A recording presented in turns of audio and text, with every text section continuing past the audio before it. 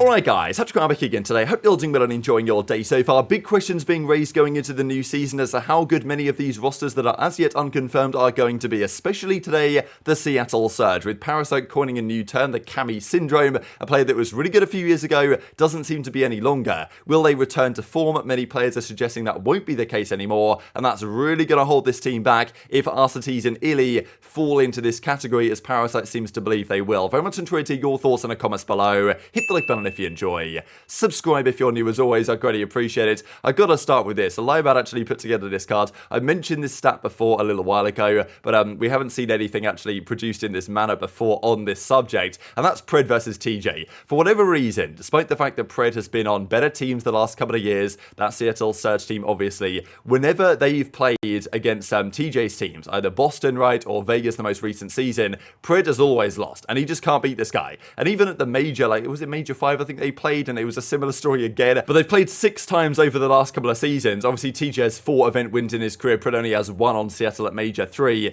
back in at Call of Duty Vanguard, and but the head-to-head is 6-0. Now, they've never played at COD Champs, they've never played in the finals of any tournament, but, you know, in terms of regular matches, TJ is 6-0 undefeated against Pred, which is such a crazy stat. You would think that might change this year, but as we were saying yesterday, right, with the likes of TJ Hattie, he's definitely a candidate that I think will get picked up back into League again. He might not. It might be a challenge. He might have to do what Temp might have to do. Temp probably won't have to go to challenges, but he might decide to. But, you know, if you do want to beat Pred, then TJ's probably the man to bring into your roster for some reason. Now, I also wanted to share this little story here that ZooMaa came up with on Cellium and FaZe, discussing how back in the Black Ops 4 days, when Cellium was very new to the scene and FaZe wasn't so good, he wanted to leave for Envy. And you've got to wonder, if ZooMaa didn't convince him to stay and basically say, look, you've got a contract, mate, this is what we're going to do, we're going to form a better team around you, he could have gone a different direction, and it would have been crazy what this could have meant for the CDL, actually. Yeah, and then Tom, remember they tried to steal MC, and you had to put your foot down. Yeah, nah, MC wanted to go to Envy. That's crazy. Hey, you know what I told him? Tell me. I said, MC, you're in a contract. I'll see you for scrims tomorrow, brother. All right? Nah, that's crazy. That's what I told her. I said, MC, you're in a contract, brother. You stuck with me. No way. Yeah, he wanted to play with who? Kind of like Sunday, right? Like you brought him in. Bro, he should be kissing my feet. Look how much money he won staying on FaZe. Look how much money he won staying on FaZe, bro. If I didn't say that to him, bro, he would have been out the window. If I had to literally talk to him for like 2 days in a row, bro. Just keep calling him like. Toronto event at World He Gaming wanted to go to event. Envy. There was no ifs, ands, and buts. He was just like, I don't know, Tom. Like, I really just want to play with Kyler. I don't know, Tom. I just want to go to Envy. I don't know, Tom. Like, I want to play with Kyler. Yeah, I mean, I want to play with Kyler. I need to get aggressive. I said, MC, you're in a contract, bro. I'll see you for scrims tomorrow. Boom, I'll get the phone. Boom. And you also introduced him to Maddie too. That also helped. And then for a week he just didn't talk. And then for a week after that he lost full, wasn't talking. Then Maddie came into the picture. Then we made a team and we were nasty, and he was happy again. Because we were disgusting. It was like me, Scraps, Trey, Asum, and MC. We were like one of the best hardpoint. Nah, we were one of the best hardpoint teams in the game. We were one of the best respawn teams in the game.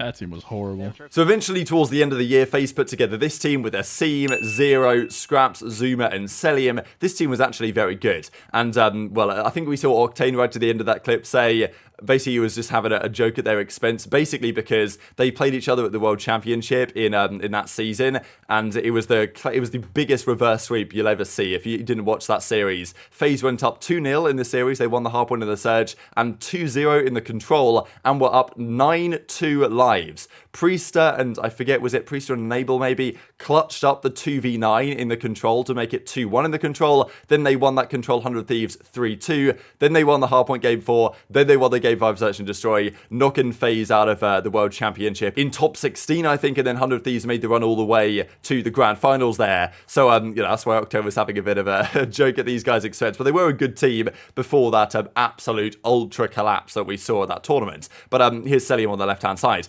Now, he could have potentially gone to Envy if he, well, apparently they wanted him, right, and they were potentially going to get the deal done. The Envy team that season was really interesting. Like, they had, obviously, Aches was on the roster. They basically picked up a lot of the team from the World War II champs winning team, which I understand, but it wasn't the greatest idea. They had Gunless at a time. Obviously, aBeZy was around. This is silly. This is Hook. I mean, can you imagine? Gunless, Hook, like, I don't know. I mean, bring in Cellium, aBeZy, and Aches or something. Like, that team could have been serious. I mean, Cellium's an absolute anomaly. Like, that team could have been really interesting, but not even just for Black Ops 4, but going forward, right? Imagine he did leave FaZe and go to Empire, let's say, or go to Envy, and then Dallas Empire comes around the next year, and then the Dallas Empire team is like, maybe instead of Crim or instead of Clay or something, they end up with Cellium instead, or even instead of iLLeY, maybe. That probably wouldn't work, but you know, like, could have been Cellium and then Hook and Shotzzy and iLLeY or something on that Dallas Empire team, but of course it never happened. He stayed on FaZe, and the rest is history. Probably good for him that he's done so, obviously, with all the money that he's won, as ZooMaa mentioned in that clip. Now let's talk about Seattle Surge. This is their rumoured 4-man roster, but what we're going to discuss here applies elsewhere as well, and it's just been a general phenomenon in the scene for some time, and I can understand why. Players that were good a few years ago, people want to believe they can return to form, and it's difficult in COD, because in a game like CSGO maybe, if you're good for a time and then you fall off, the game's kind of been the same. Yes, the meta might change a little bit. Yes, the map set might change a little bit. But, you know, if someone's washed up, you can kind of tell. Whereas in CODs, because the game is different every year, it's quite possible that someone just isn't... It's like aBeZy. He wasn't really good at Vanguard relative to his previous performances. Doesn't mean aBeZy's washed or anything, and he comes back this year and has a fantastic year. It's just some players get better or worse at different titles, I think. And also different teams suit different players better. So it's kind of difficult to say whether players have, like, actually fallen off and they aren't as good anymore, or whether there's still more to come from these players. And this has been the big question around Cammy for the last couple of years, that, okay, even MW19, I've got to say, like, Black Ops 4 Cammy was pretty good. MW19 Cammy towards the end I thought was actually very good as a player, and then Cold War Cammy towards the end of the year was just unstoppable, effectively. But since then, we haven't seen the same Cammy. Does he still have it, right? Or is it just the last couple of games and teams haven't suited him? It's been a big debate. And Parasite gives the point that, you know what, he used to be of that opinion, that if the players got it once, they'll still have it. But now he's more of the mindset of, let's be realistic here. If you're Cammy, or if you're looking at potentially signing Cammy, you can't hope to get that upside anymore. It's just far from guaranteed. And he calls this the Cammy Syndrome, and also puts a couple of other players in this category. FaZe, like, I just think this team, man, is all over the place. And I could see a situation with the Seattle team. It's like the LEG team last year. Yeah, maybe they're going to be decent at Search, the third game mode, but I can see this team averaging like 110 points in the first couple of games in Hardpoint, and that's going to be a huge problem. I'm gonna keep it a buck, bro. Listen, I used to be a big veteran person, where in terms of like, oh, dude, like this guy could come out and fry and stuff like that. Like he used to do it a couple years ago or whatever. I'm a realist now. And changed my perspective on the way I view a lot of players. Let's call it how it is, bro. And I'm gonna call this the Cammy Syndrome, because it's happened to Cammy for a while. Where after Cold War, he kind of had his ups and downs. Where you know, like everyone I'm not roasting him. I'm saying everyone expected Cammy to go back to being Cold War Cam. Okay, everyone wants Cammy to go back to being as good as he was in Cold War, and holding him to that standard. You're not doing the same. I'm not buying this story with Arcides and iLLeY. I'm sorry. Arcides played terrible last year, and even in Vanguard, when he was on that FaZe team, yes, they were getting consistently a lot of top twos. He wasn't playing the best. iLLeY has one standout tournament that I can remember in probably the last like 2 years with Vanguard, before he obviously went out for his injury, and then I think this year where Vanguard, he played like pretty well. You're talking about Vanguard Major 1 and maybe like Cold War Major 4. Yes, and then there was the one in this game. I think he played pretty good at Boston, and then outside of that, it's just kind of like hasn't been very good online or on LAN, and I'm just not buying that story. This roster was constructed terribly. So if you guys aren't familiar with kind of Cold War Cammy, which is known at the time, if you guys have only watched for the last couple of seasons, Cammy, I mean, people also call it like sensitivity training Cammy, because he said, basically he said the C word in a tweet or something after a match. I forget exactly why he did it, but and afterwards Toronto made him do this like sensitivity training and all this stuff.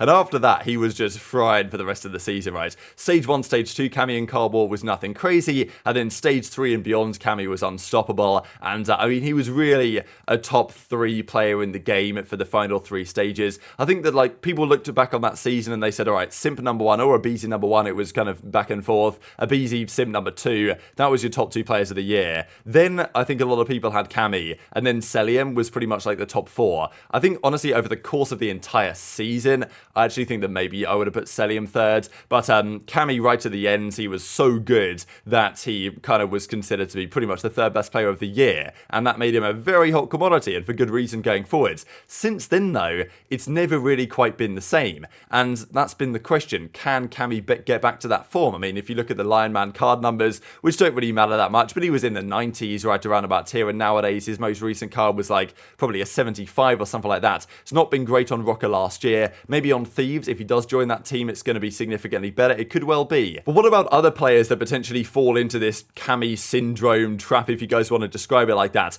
There's a couple potentially on that Seattle stage team itself, and even the entire team in some respects. We don't know so much about aBeZy. He's brand new, lots of upside there. Hook as well is such an enigma as a player, with how much of a ceiling that he has, and definitely had as well back in the day, compared to his up and down performances between online and LAN. But Arceties and iLLeY are players, especially Arceties. iLLeY has had some high ceilings in his career. I mean, look, Major 1 Vanguard for sure, especially in the Championship Sunday, that tournament was incredibly impactful for these guys. And even this most recent season at the Boston Major, he was pretty good as well. But outside of that, it's not been great. And these were his numbers over the course of this entire season. But he's never really, ever since he came into the league, he was never really a superstar player anyway. Okay, MW19 was good on the MP5, of course, when he was on that weapon, and he had a good season, but, he wasn't exactly dropping crazy numbers. That wasn't his job on the roster, of course, but he did win the World Championship that year. Just an interesting character, really, because when he came into the CDL, he was touted as a Simp, as a Cellium. Like, he was as hyped up as these players because of what he'd done in the search and destroy scene for years, but he never really, it's not like he didn't live up to the hype in some respects, because he's done very well in terms of accomplishments in other areas, not as much as those two players I mentioned, but just as an individual, he's not been a massive slayer like those other guys when they came in, and that's not necessarily been his role. But I'm just not so sure that he fits into kind of like the Cammy category, because it's not like he had particularly a standout crazy year at some point, whereas this was the case for Arceties. I mean, if you look at Arceties back in Black Ops 4, for example, people forget this, that people remember Dashy's Black Ops 4 Las Vegas events, when he had a 1.44 or something with the Tempest. Arceties for E United was also on the Tempest that event, and had a 1.36 or a 1.4, he was frying in Black Ops 4. Arceties was such a good player, and that's not even just Black Ops 4, we're looking back to Infinite Warfare, those games when that E United team was doing really well. He was a really solid player and a really feared AR, and that's why FaZe got him onto their roster going into Cold War and dominated with him. Now, the Cold War season, it's not like he was 90 overall on the lineman cards. They don't mean that much, but they're still relevant for these discussions, and that's because all of his other teammates were getting all the kills right. But in that Cold War season, he was still very good. Vanguard was definitely significantly less so, I thought. And yes, FaZe still made loads of finals there, but he wasn't as good individually. And now again, last year he had a very terrible year, really, on Los Angeles Grillers. So he's one of the players that I'm kind of more likely to agree with what Parasite's saying, that is Arceties going to be the main AR, the pretty feared main AR that he was 4 or 5 years ago?